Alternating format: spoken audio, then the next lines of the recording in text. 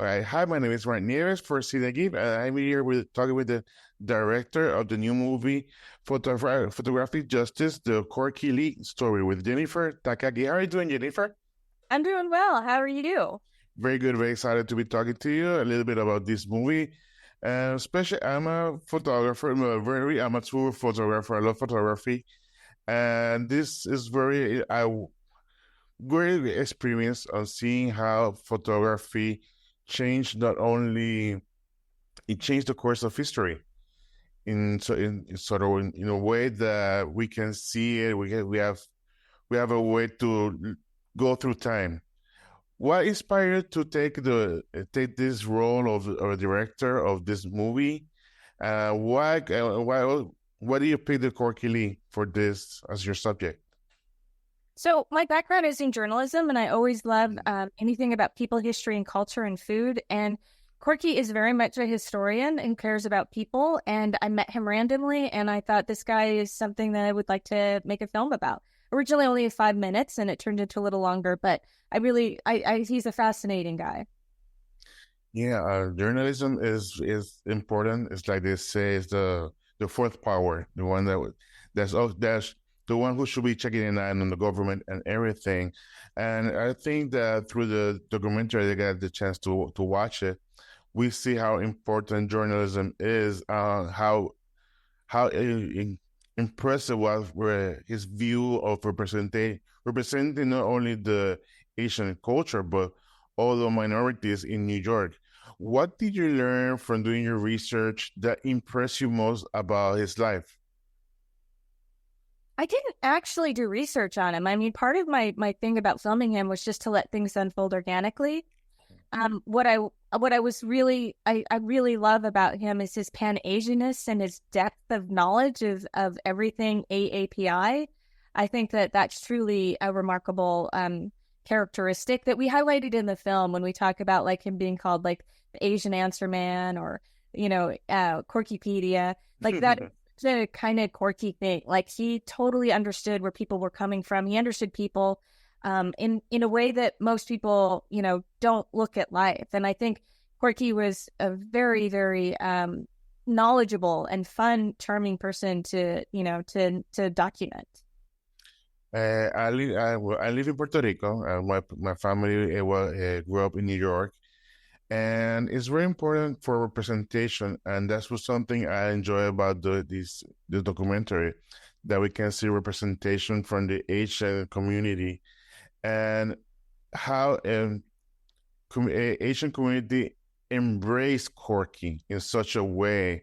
Suddenly, when we see his passing, that how everything went through all the people that were in the streets, and also doing a little bit of research on my own, that there's a street name after him in Chinatown.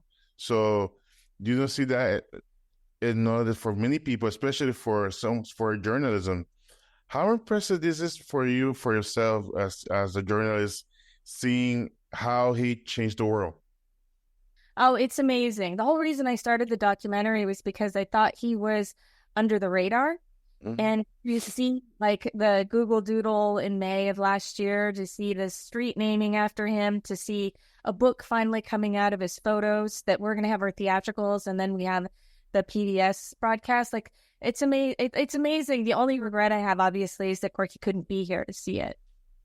Yeah, this is very sadly one of those, well, who passed away and sadly through COVID. But in the way that he passed away, it was also providing his view of what was happening on the Asian community, as seeing the way that the Guardian Angels was called for, yeah, the Guardian Angels were representing the way that sadly the mistone of COVID, that they say the China virus, sadly gets me mad, but that's something else. But the way that he died defending the truth. He was there to help provide people information. As a journalist yourself, was there something that you say like, there has to be a movie? There's has to be like, we have to share this not only in New York because he was from New York, but across all of the U.S. and across the world. Well, for sure. We wanted to make sure, like, Corky still gets kind of tunneled into this idea that he's just a New York guy, but he's really a national icon. And we're still fighting that. We're still, we're really just trying to get Corky's name out there. Then he becomes a national symbol of someone who cared about people, who brought a sense of belonging, pride, and confidence. Like, he represents a lot to so many. Also, the other star of the movie is photography. That's part of Corky's life and how he took photography to a new level, was a way as an instrument of showing what was going on.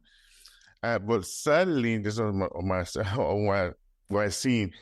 Photography, there's more options to taking a picture. Like, so you have your cell phone, you have your camera, but these pictures, they're not printed. Like the way I remember, we used to take your picture, your camera roll, you used to put in this bag, paper bag, you ship it over, wait like 2 months to receive them. All the pictures were messed up. And I missed that about photography part because I used to go when we go to my grandmother's house, and she just pull out these albums, and people don't no longer print them. Was there something that maybe we can not force, but through journalism that we can enforce, or was there something that you learned through about photography that impressed you?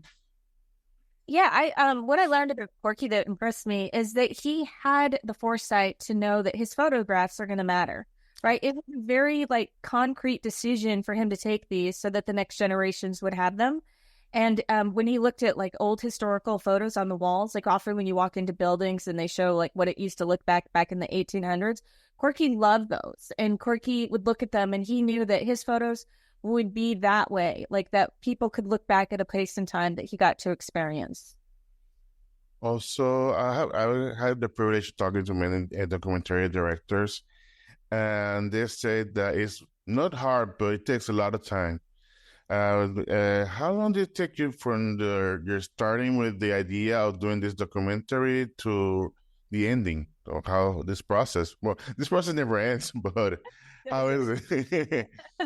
It's 19 years to finish the documentary, and it's 21 years to get it to the point where we'll be doing our theatrical and our PBS broadcast.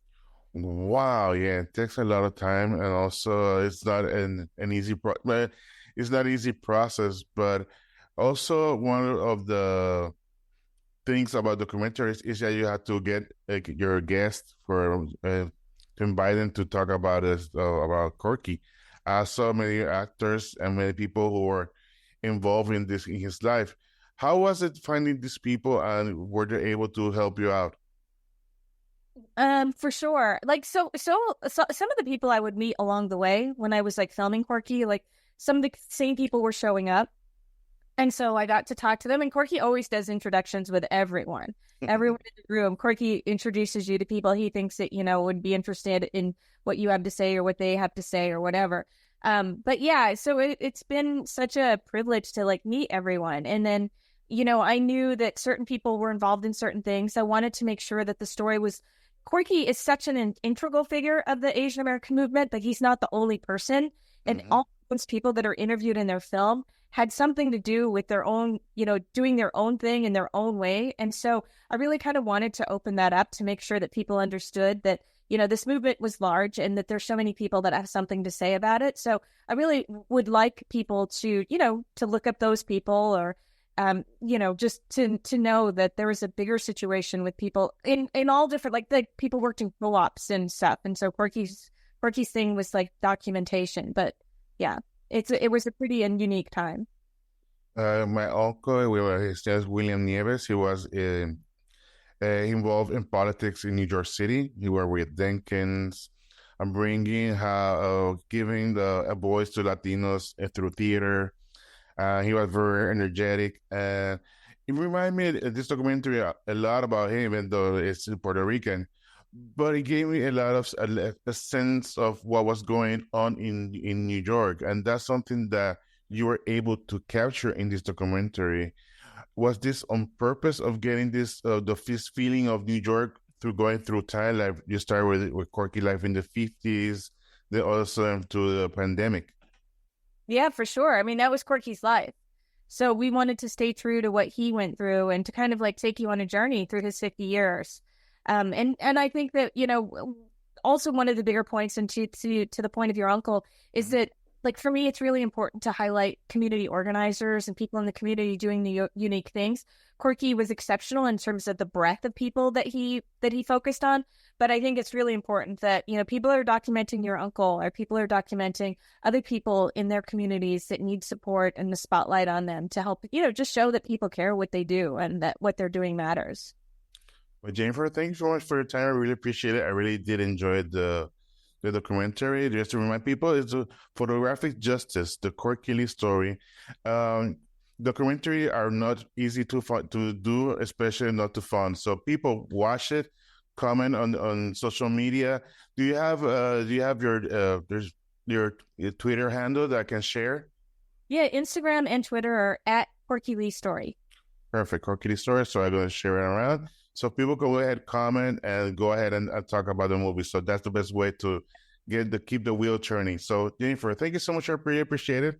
Thank And you. have a I really I appreciate you it. We have really a appreciate your time. thank you. Have a good one. Bye bye.